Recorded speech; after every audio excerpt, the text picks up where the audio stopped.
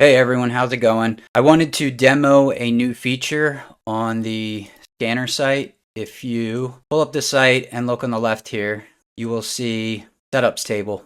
Click on that, it will bring you to this page that I have loaded, which allows you to scan for setups a bit quicker and easier than you could previously. I added columns for the day, the week, month, quarter, year, as far as the gain or loss for that specific time frame.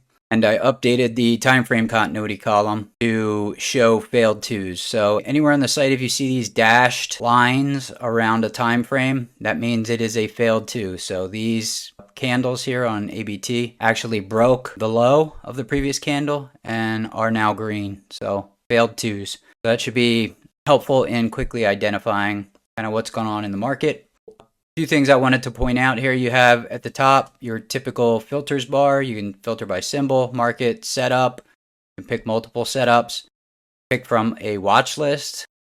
You can choose continuity. So maybe if we only want monthly, quarterly, and yearly continuity, you will see all of these setups here. Month, quarter, year, month, quarter, year, month, quarter, year. All the month, quarter, and year timeframes match. You can pick potential outside bar if you want. Failed two downs, failed two up, current candle, shape, hammer shooter. You can limit results if you want. This will filter if it's a pivot machine gun, which I think is set to 5, maybe 6 or more candles. Let's see, apply MG is 5, it looks like. See 5 down here. You can hide continuations, which is checked by default, or you can uncheck that and it will show you continuations. Also, if you click this filters drop down here, it will expand. You can pick picker groups or by sector if you just want to search using that. I may move this up to the top row here.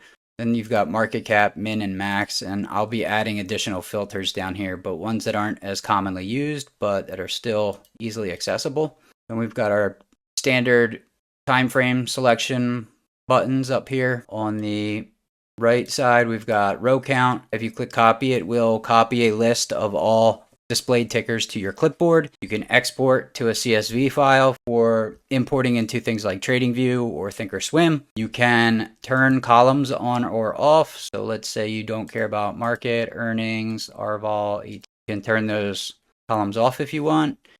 You can also sort by different columns here. So you can see we're sorting this in order. Sort by the week. You can also rearrange these columns if you want certain information in a different place, like you don't care about sector or you want sector over here. You can just rearrange these columns. They will be saved locally. And when you go back to the site, that's the format that will be used.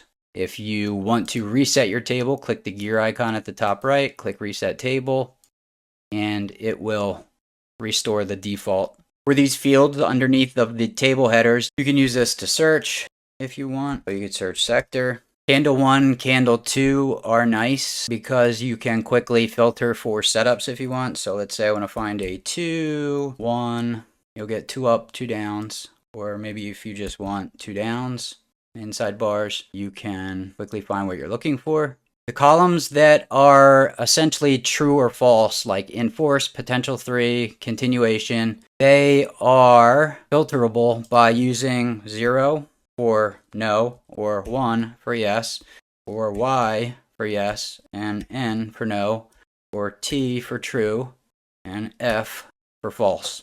So you have a couple different options on how you can filter these. The rest of them pretty self-explanatory. R is earnings. I don't think there's anything coming up, but that works the same way. T for true, F for false, Y, N, or 0, 1. So that about covers it. If you guys have any questions, let me know. I am going to keep building here, try and bring the best possible StratScanner product that I can to you guys. Have a good one.